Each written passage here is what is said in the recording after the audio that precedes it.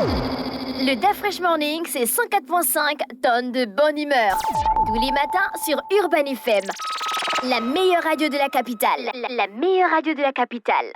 Vous êtes sur les 104.5 Urban FM, la station urbaine, la conférence des jeunes sur le climat. Monsieur Afanedou, bonjour. Bonjour, DA Fresh. Merci d'avoir accepté notre invitation. Alors, c'est quoi exactement la conférence des jeunes sur le climat? Vous êtes accompagné de monsieur Okana Jordan. Bonjour. Bonjour.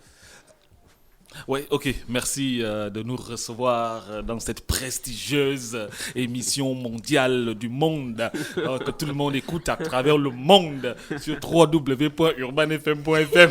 Bonjour René Ruth. J'espère que tu es content ce matin. Ok. Va. Alors, d'après, tu te rappelles. Oui. Alors, lors de mon dernier passage ici, je vous parlais de la COI. On s'était posé la question, c'est quoi la COI? Parce qu'on a organisé des ateliers en prélude de cette COI, qui est la conférence des jeunes pour le climat, donc sur le climat, sur les questions climatiques. Et c'est cette conférence qui va s'organiser du 28 au 29 au Musée national et qu'on vient présenter aujourd'hui avec monsieur Jordan Okana. Oui. Comment ça se passe concrètement, cette conférence? Vous attendez, quand vous dites les jeunes, vous parlez de qui? De quel âge? Jordan, vas-y. Déjà, merci. Moi, je suis Jordan Okana. Oui, on est au courant. Également. Mais permettez-moi de me présenter quand même parce que je suis là en tant que représentant de Yungo. Et Yungo, c'est l'organe au niveau des Nations Unies qui est mis en œuvre par la Convention cadre des Nations Unies sur le changement climatique. En fait, c'est Yungo qui initie la COI au niveau international. D'accord. Et dans sa structuration, elle a souhaité mettre en place ce qu'elle appelle des local COI, donc des COI au niveau des pays, ainsi que les regional COI, les COI au niveau régional. D'accord, donc chaque État va faire sa COI. Tout à fait. Bon, ceux qui postulent justement pour pouvoir accueillir cette COI au niveau local. Donc, c'est ce qui a été fait pour le Gabon et c'est le Youth Connect qui pilote plus ou moins la mise en œuvre de la local COI au niveau du Gabon avec d'autres organisations, des organisations de la société civile, des jeunes qui travaillent sur les questions climatiques. Alors, c'est quoi la COI et quel est l'enjeu? L'enjeu, c'est de recueillir la note de position des jeunes sur la question environnementale et climatique. C'est-à-dire qu'on dit souvent que les jeunes n'ont pas leur mot à dire lorsque les questions des politiques publiques ont lien avec le climat. Donc au niveau international, cet instrument qui est Yungo a donc eu l'idée de pouvoir mettre en place le cadre qui est la COI pour pouvoir justement recueillir cette note de position-là. Donc c'est le même schéma qui s'est traduit au niveau des pays, donc au niveau local, et c'est ce que nous tentons de faire le 28 et le 29. Donc l'idée, c'est justement de réunir des jeunes dont l'âge varie de 15 à 35 ans, selon ce que la Charte africaine nous autorise à définir comme jeunes. Donc ce sont ces jeunes-là qui vont justement donner leur position, leur voix sur la question environnementale et climatique, de ce qu'ils entendent. Mais est-ce que les jeunes, ils savent ce que c'est la question environnementale et climatique? Mais ils ont eu à faire des ateliers de sensibilisation. Voilà. C'est la raison pour laquelle on parlait des ateliers de sensibilisation sur les questions de changement climatique, l'action climatique, l'économie verte, pour que ces jeunes puissent comprendre de quoi il s'agit. Et ensuite, lors de l'organisation locale de cette COI, qu'ils voient comment ça se passe afin que lorsqu'ils vont représenter le Gabon à l'international, ils ne soient pas perdus. Vous avez déjà fait les campagnes de sensibilisation? Exactement. Les jeunes ne vous ont pas regardé avec les gros yeux comme ça, comme les gars là. Malheureusement. Dieu merci, il y en a qui ne comprenaient pas, il y en a qui ont compris. Il y en a qui comprenaient un peu, il y en a qui ont compris également. Parce que parfois, l'explication des changements climatiques n'est pas beaucoup plus explicite et à la portée de tout le monde quand on regarde ça à la télé. Et c'est la raison pour laquelle il fallait faire des ateliers pour mieux leur expliquer, mieux définir les choses et prendre des cas concrets en prenant même ces jeunes en exemple. Parce que parfois, la majorité posait déjà des actes de lutte contre les changements climatiques sans le savoir. Mais lorsqu'on vient lui dire, mais en fait, ce que tu fais là, est-ce que tu sais que c'est important pour la lutte contre les changements climatiques? Il dit, ah bon? Il dit, voilà. Mais c'est parce qu'il n'avait pas d'explication et il ne comprenait pas au mieux. Je pense que les ateliers se sont achevés le 20 octobre. Est-ce que tu es sûr que les personnes qui ont participé à l'atelier de sensibilisation peuvent expliquer l'urgence climatique comme tu le fais? Alors, l'idée n'est pas forcément que tout le monde explique l'urgence climatique comme moi je le fais, mais que la personne comprenne et surtout s'engage. C'est ça le plus important. Et ensuite, à travers son engagement, il peut être un exemple.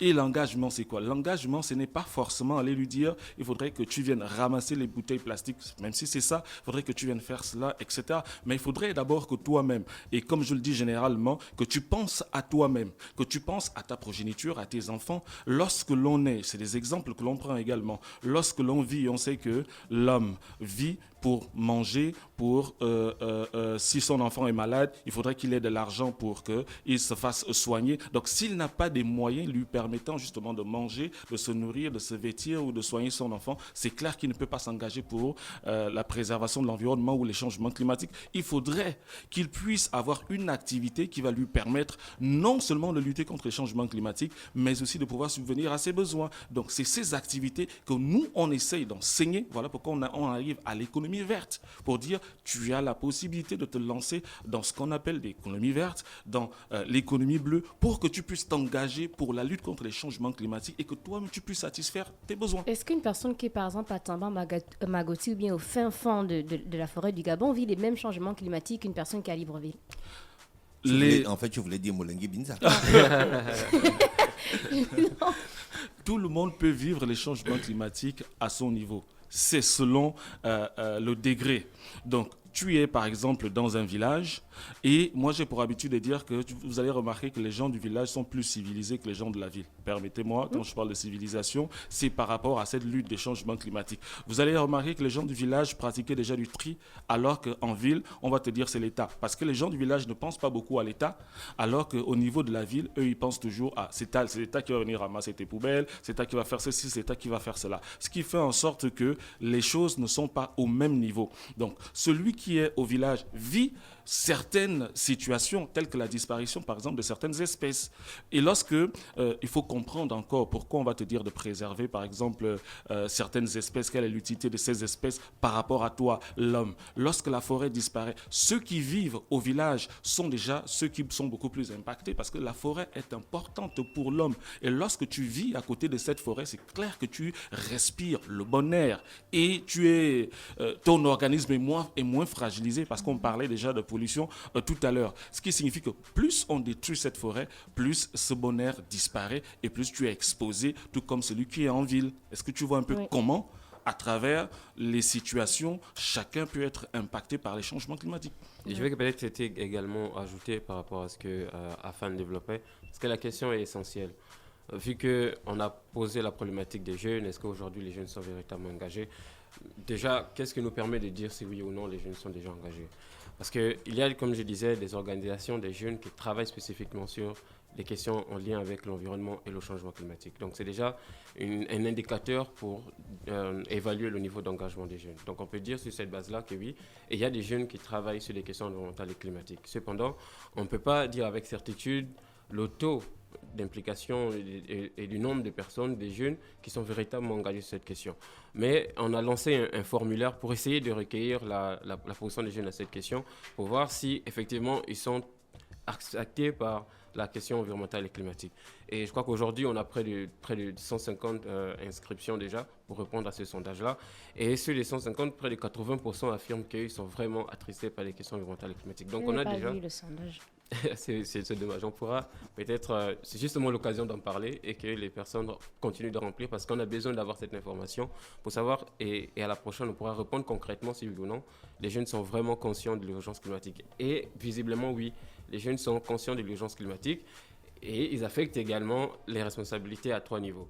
Déjà au niveau gouvernemental, ils se disent qu'il faudrait que les gouvernements prennent leurs responsabilités par rapport à l'urgence climatique. Mais également que cela s'implique non seulement avec les partenaires au développement, mais également le parti privé. Je crois qu'il a parlé d'économie verte et circulaire. C'est le privé qui doit amener ces mutations et ces changements de production en tant qu'entreprise pour pouvoir atteindre ces objectifs-là. Et enfin, justement, il y a les communautés. Et les communautés, ce sont les jeunes, ce sont les moins jeunes, ce sont les décideurs.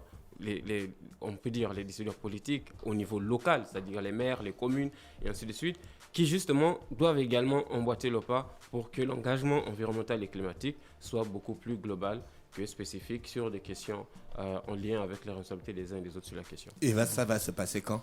Ce sera le 28 et 29 au musée. Au musée. Voilà. C'est gratuit. Oui, c'est gratuit pour tout le monde. Il y a un lien, donc le lien d'inscription est diffusé sur presque toutes les pages actuellement. Vous pouvez le retrouver sur la page RGDD, Youth Connect, le PNUD Gabon, la Direction générale de l'environnement, le Recevac, donc toutes les ONG de la jeunesse et toutes les parties prenantes à cet événement.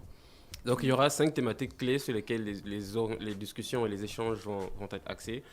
Il y aura des discussions justement sur les villes durables parce que je vois que c'est une question qui intéresse. L'idée, c'est de justement évaluer à quel niveau les villes peuvent être affectées par des questions climatiques. On a vu par exemple que sur les 10 villes à travers le monde qui vont véritablement connaître les bouleversements dus à l'érosion côtière par exemple, 8 sont africaines.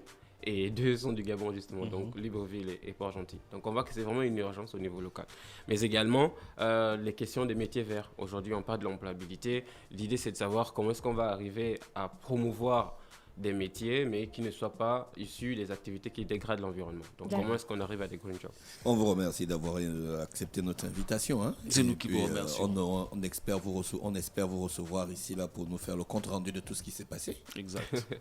D'accord. On vous souhaite de passer une bonne journée à l'écoute des programmes Urban FM. Restez connectés. Le DAF Fresh Morning, c'est 104.5 tonnes de bonne humeur. Tous les matins sur Urban FM. La meilleure radio de la capitale. La meilleure radio de la capitale.